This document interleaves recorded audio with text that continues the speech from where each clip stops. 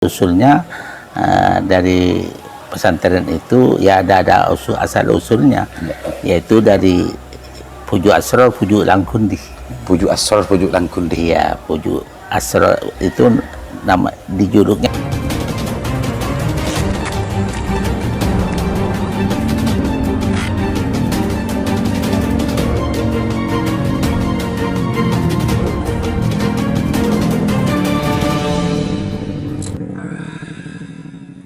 Assalamualaikum warahmatullahi wabarakatuh. Kembali berjumpa dengan saya Aliman Haris di acara Sandasan. Pemirsa, sekarang saya ada di dalamnya Kiai Sarip, pengasuh Pondok Pesantren As-Saidiyah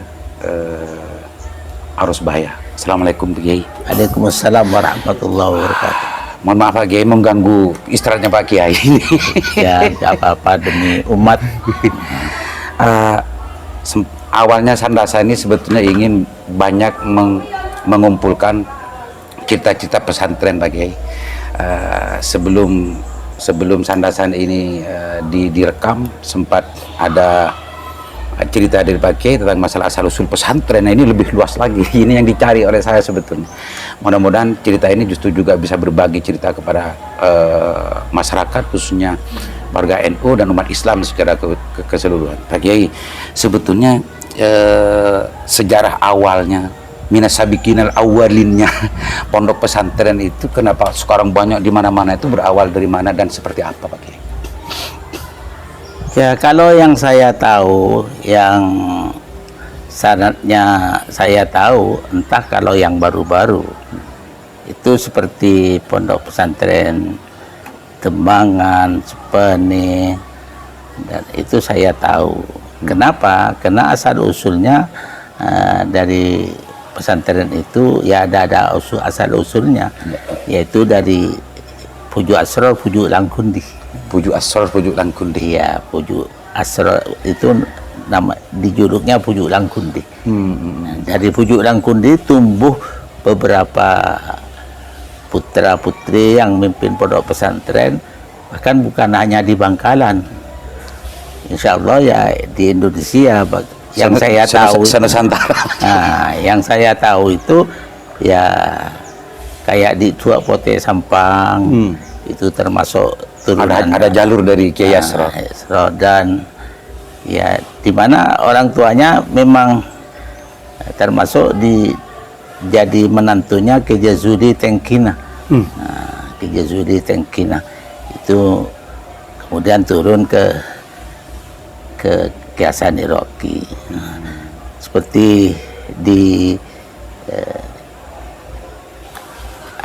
Cirenguan Sampang itu. Itu masuk turunan Pujuk Asror juga. Jadi Pujuk Asror ini sebetulnya mempunyai yang Kiai ketahui itu mempunyai berapa anak Pak?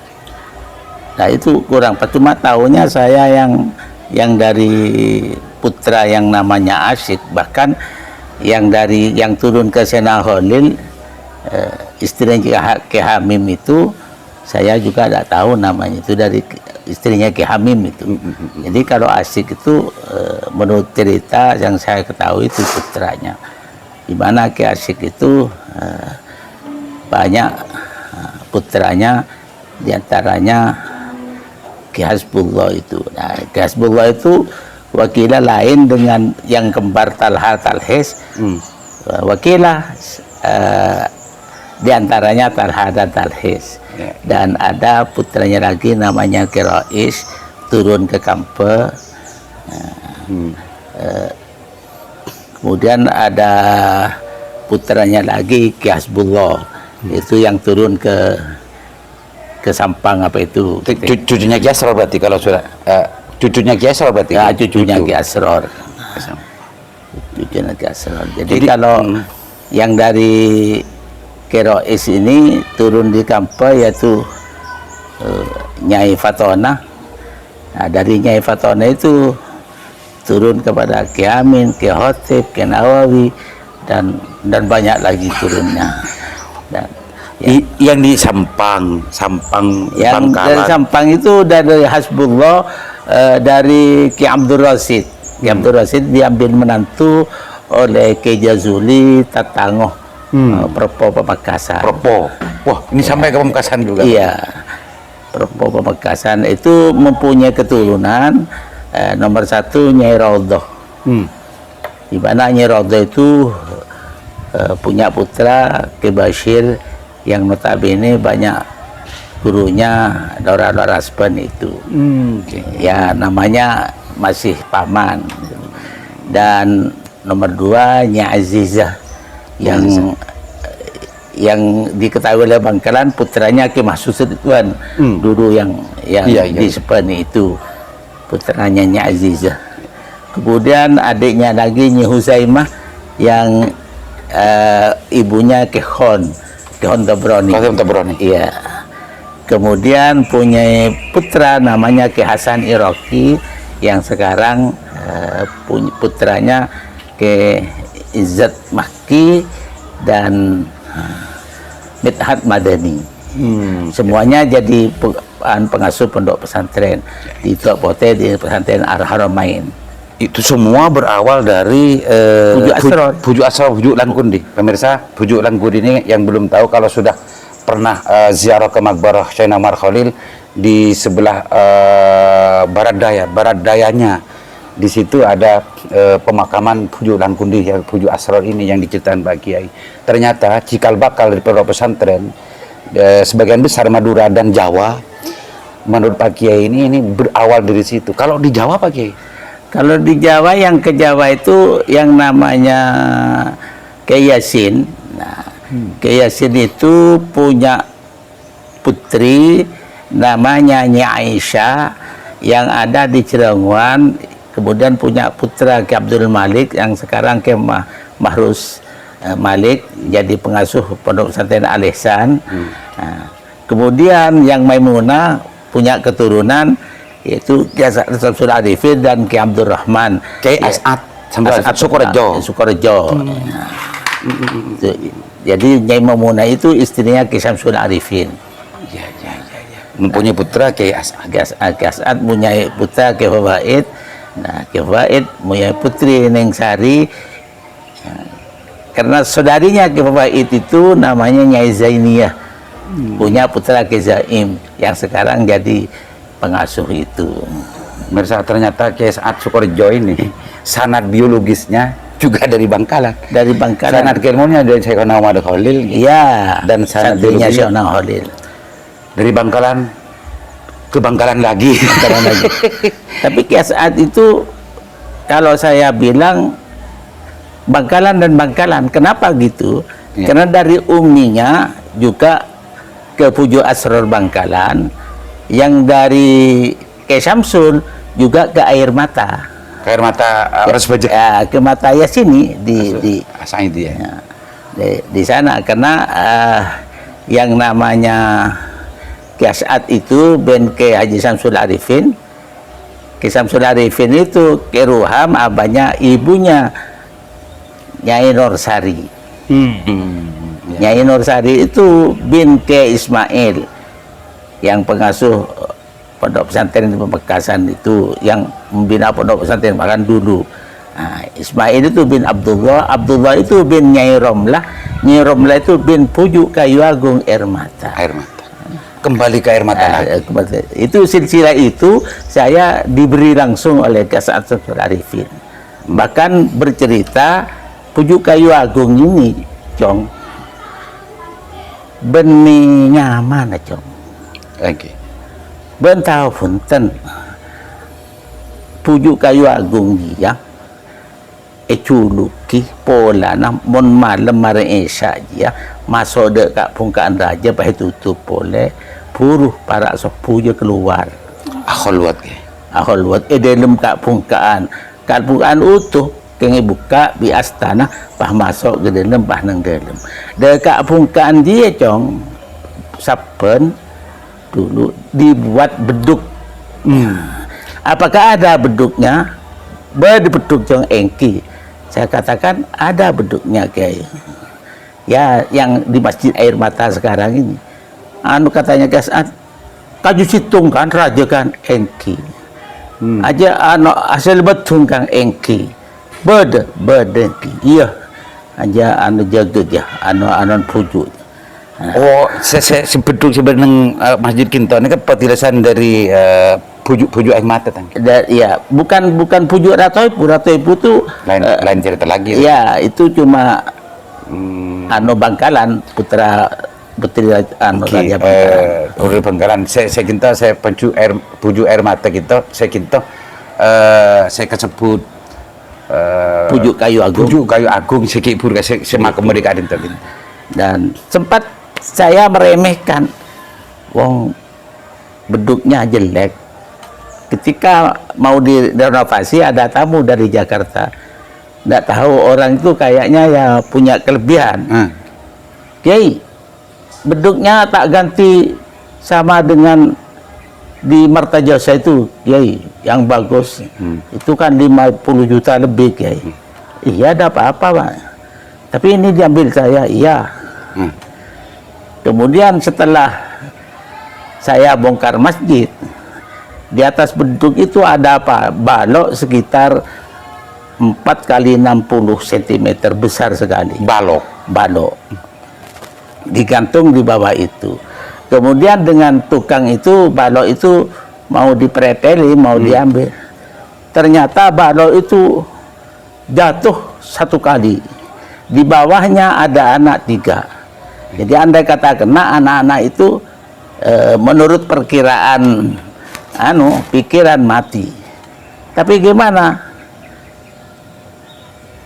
Balok itu mengenai gantungan beduk, kemudian geduk itu jatuh geser dorong anak-anak ke timur.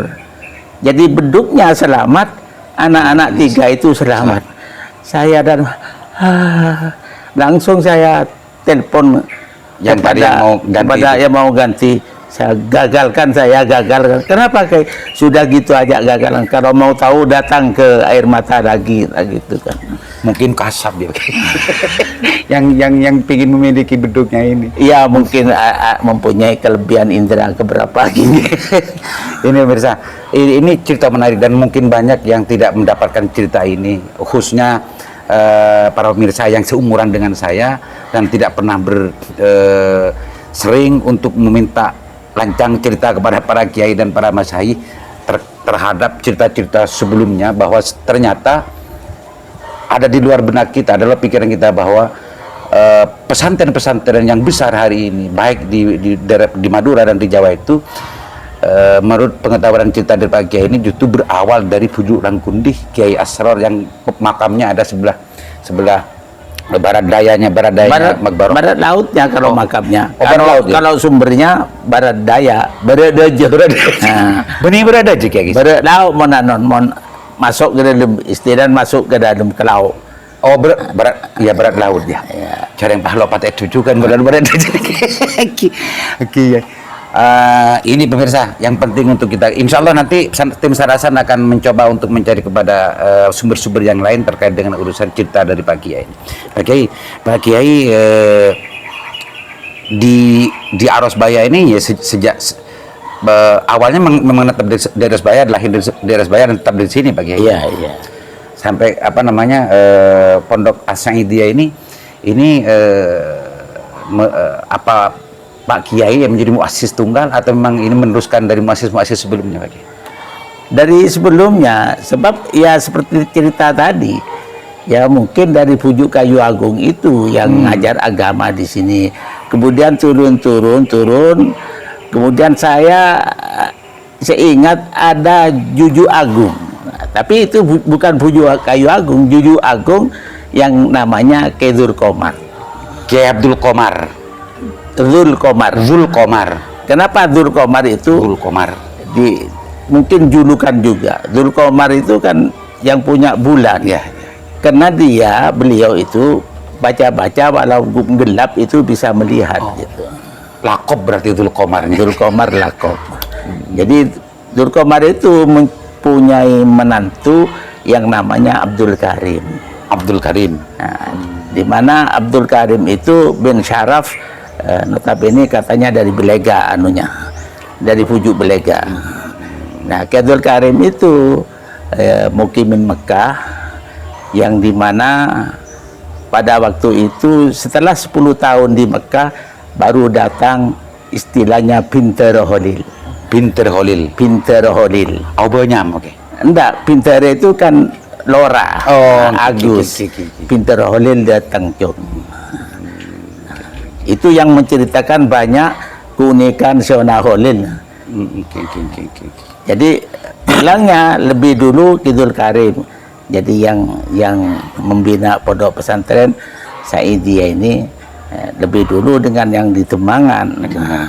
Kemudian datanglah Pinter Holil, berubah jadi Sona Holil yang begitu keramat, sampailah ke Kiai Abdul Karim bahwa ada Pinter Holil jadi kiai besar. Ya pantas itu. Om Pinter Holil itu dulu sangunya itu tidak dimakan sendiri, dibelikan kopi gurunya tiap pagi, dia itu cari kulitnya semangka. Ya saya kadang-kadang saya ngampung katanya Ki Abdul Karim. Abdul Karim dan menuturkan tentang masalah Syekhona Syekhona Holil. Holil. Berarti mondoknya bareng bagi dari cerita ini bagi. Ya, mondoknya di Mekah itu bersamaan setelah Abdul Karim 10 tahun, tapi sampai nututi 7 tahun pulang duluan. Jadi Ki Abdul Karim ini yang justru menjadi muassis pertama Pondok As-Saidi. Gini, Ki Abdul Karim ini kan ya menantunya Kidul Komar itu. Ya ngajar pondok lesehan Sorokan. Setelah itu diganti oleh Kiai Haji Muhammad Zain, juga Sorokan. Diganti oleh abah saya Kiai Haji Tamanuri, juga Sorokan. Baru setelah saya datang, saya mendirikan sekolah dan lembaga pendidikan dan perlu nama karena dari dulu Depak dimintai namanya. Nah, karena namanya mau dibuat apa ya, ternyata ya abah saya itu namanya Muhammad Said. Nah, dinisbatkan ke namanya abahnya ke abah saya, tapi sebenarnya kalau anonya ya dan karena saya nututi ke Muhammad Said ya saya ambil Muhammad Said. Pondok Pesantren Saidiyah Saidiyah. jadi mujaddidnya Kiai Sarif berarti. Mujaddidnya pondok nama bukan pondoknya. Bukan pondoknya. Kalau pondoknya maksudnya sejak awal dari Kiai ya mungkin ya kalau kayak dari Kiai Dzul Komar itu sekitar ya tahun 1700-an itu. 700-800-an Mbak Kiai. Artinya urusan keberadaan Pondok Pesantren As-Saidiyah ini secara pasti tahunnya belum bisa dipastikan karena memang ini cuman kona. Biasanya kalau orang-orang yang bukan sejarawan memang tidak mencatat ya kapan ini didirikan dalam macam. Cuma silsilah dari pendiri awal masih cerita itu masih diturunkan sampai Pak Kiai dari Kiai Dzul Komar ke Kiai yang kedua Kiai tadi Abdul Karim ke Kiai Demanhuri, bukan Kiai Muhammad Zain. Muhammad Zain ke Kiai Demanhuri. Lalu panjenengan yang kelima berarti Kiai. Ya, yang kelima. Dan di atas saya itu semuanya mantu. Oh, mantu bukan anak langsung, bukan anak langsung. Jadi menantu semua. Jadi Ki Abdul Karim itu menantunya. Iya. Dzul Komar itu. Jadi Ki Muhammad Zain itu ya menantunya Ki Dzul Karim. Ya juga abah itu menantunya juga. Pemirsa, cerita-cerita pondok pesantren ini memang sama uniknya seperti di sini. Kalau kita melihat cerita-cerita pondok pesantren yang lain, memang banyak yang tidak langsung meneruskan mengelola pesantren itu langsung anaknya, ada yang mantu, kadang memang ada juga anaknya. Tapi dari mantu ke mantu, sepupu ke sepupu jadi sepupu antara sepupu juga di apa namanya dikawinkan. Itu sudah menjadi tradisi di pesantren. Jadi ada urut tasalsul bagi nasabnya. Ya, maka sebagai pesan dari saya, kalau di Bangkalan itu, Poyo jangan diadu-adu antara pondok pesantren, antara kiai, karena itu satu keturunan dari Puju Asror. Nanti kalau yang ngadu itu kena kualatnya Puju Asror, bahaya itu. Situng Puju, Satu Puju. Puju Asror. Dan Pujuk Asal ini bukan hanya pondok-pondok pesantren yang ada di Madura, justru sampai ke Sukorejo pun juga bagian dari keturunan dari Pujuk Asal Pak Kiai. Pak Kiai, sekarang pondok pesantren As-Sa'idiyah ini setelah ditajdid oleh Pak Kiai, kalau awalnya kan Sorokan semua, Sorokan lembaga pendidikannya Sorokan. Biasa seperti pesantren-pesantren Konah, Salaf ya, Salaf. Sekarang kan sudah jadi lembaga-lembaga umumnya yang ada di sini sampai ke tahap apa Pak Kiai?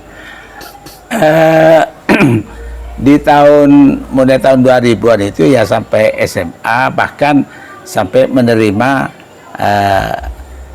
mahasiswa tapi berfilial ke Kidahlawi.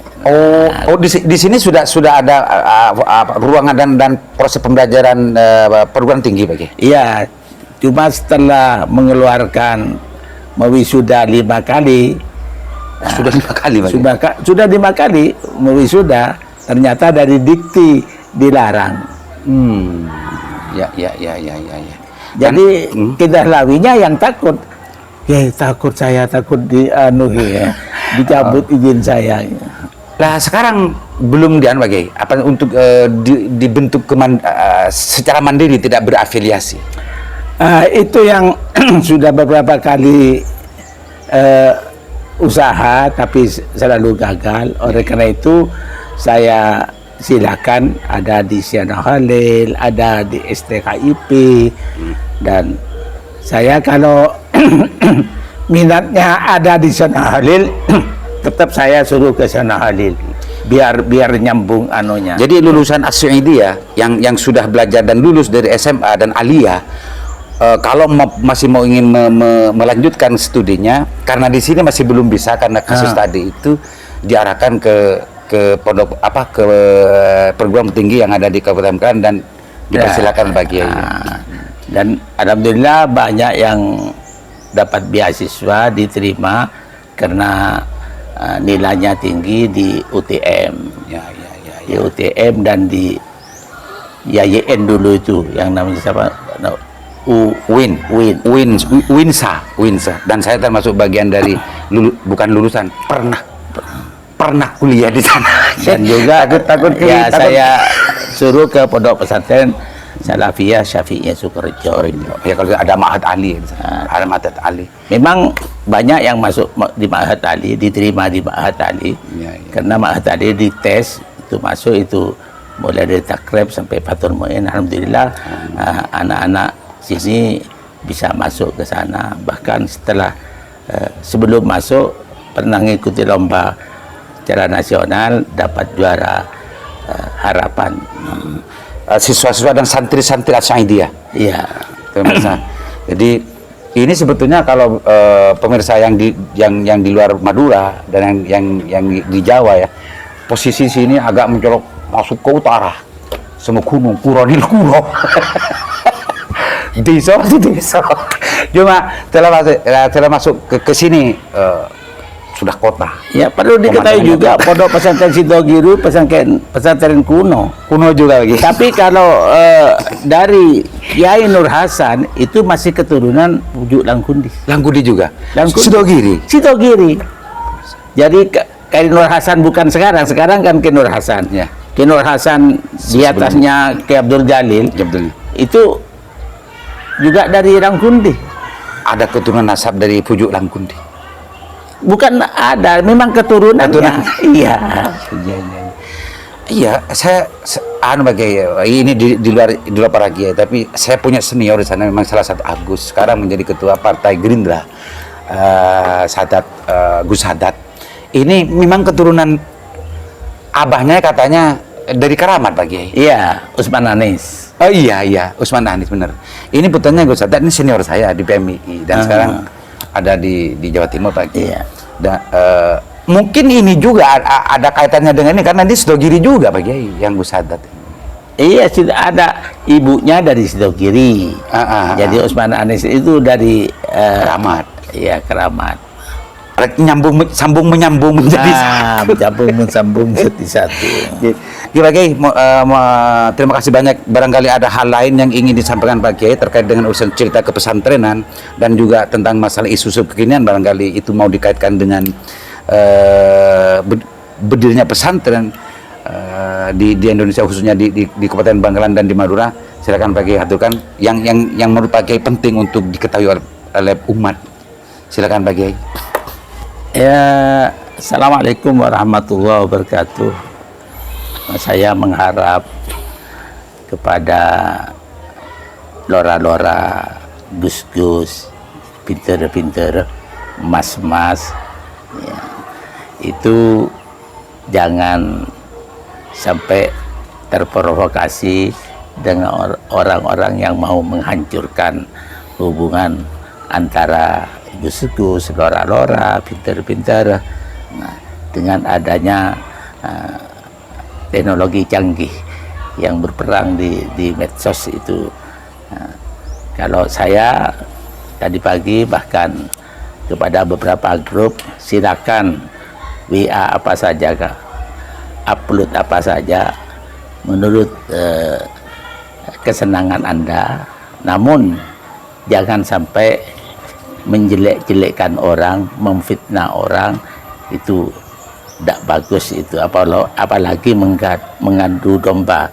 Nah, siapapun yang mengadu domba, bahkan ghibah, siapapun orangnya tetap dosa, Makanya saya kemarin, karena ada satu tokoh yang ya sifatnya kayak ghibah, saya pesan di grup, ya ini termasuk ghibah.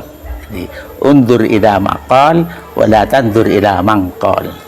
Lihatlah apa yang dikatakan, kalau benar ya benar, wala tandur ila mangqal, dan jangan melihat memandang siapa yang bicara. Kalau yang bicara walaupun orang katakan orang bawahan, kalau benar ya benar, walaupun orang itu orang terpandang, kalau salah ya tetap salah. Sehingga tercipta pengadu domba yang mau menghancurkan Indonesia itu tidak berhasil, merasa kesal dengan santainya para gus-gus, para mas-mas, para pinter-pinter, lora-lora gitu. Dan perlu diketahui bahwa semua itu adalah masih keturunan satu, di mana dari buyut-buyut kita itu tentunya yang dikedepankan adalah perjuangan demi lillahi kalimatillah. Mudah-mudahan semua tidak terprovokasi dengan adanya video-video, apalagi video-video yang dipotong-potong. Nah, cukup sampai di sini dulu, kurang lebihnya mohon maaf dari Al-Fakir Syarifuddin. Sehingga ada kekurangan bisa konfirmasi dengan saya, tidak usah komen di medsos. Terima kasih. Wassalamualaikum warahmatullahi wabarakatuh. Pemirsa, terima kasih banyak Pak Kiai atas kesempatannya mengganggu istirahatnya Pak Kiai, berbagi cerita tentang masalah bagaimana awal dari pesantren dan juga bagaimana pesantren itu berkembang. Ternyata kalau bicara di Madura dan juga di sebagian Pulau Jawa, ini adalah masih berawal dari satu tempat gitu ya, dan satu pujuk, dari istilah Maduranya satu pujuk. Sehingga pesan dari Pak Kiai, jangan sampai hari ini kan memang zamannya sudah banyak, zaman hoax, zaman adu domba dan macamnya, jangan sampai terprovokasi oleh kekuatan-kekuatan yang lain, khususnya pada teman-teman para Mas Hai, Agus, Lora dan macamnya. Jangan sampai mau untuk dibentur-bentur antar pesantren dan macamnya, karena pesantren sebetulnya berawal dari satu perjuangan dan dari satu pujuk dan istilah Maduranya. Kalau sudah ingat kasus ini, insya Allah ini akan menjadi pengerem ya, menjadi tameng untuk tidak terlena dengan provokasi-provokasi pihak-pihak lainnya ingin menghancurkan hubungan antar para masyayikh dan antar pondok pesantren. Mudah-mudahan. Assalamualaikum warahmatullahi wabarakatuh.